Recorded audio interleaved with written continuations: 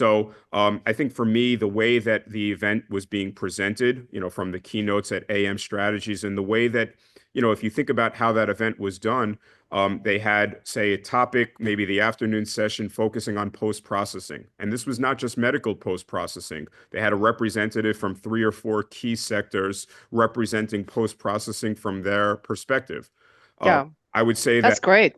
fundamentally, that's probably the easiest way to run a conference, which is broad enough for multiple sectors. But realistically, also, why have the same conversation in 4 or 5 different breakout rooms when in actuality, being cost effective with 3D printing is a Yeah. conversation that we all need to be involved in while the budget for these different markets is different. It's part of the same movement.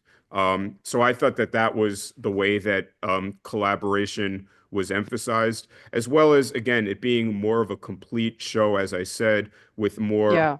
support suppliers in attendance, recognizing their role in 3D. The ecosystem. It sounds like they're bringing more and more ecosystem of the entire industry in closer together, which is really good sign.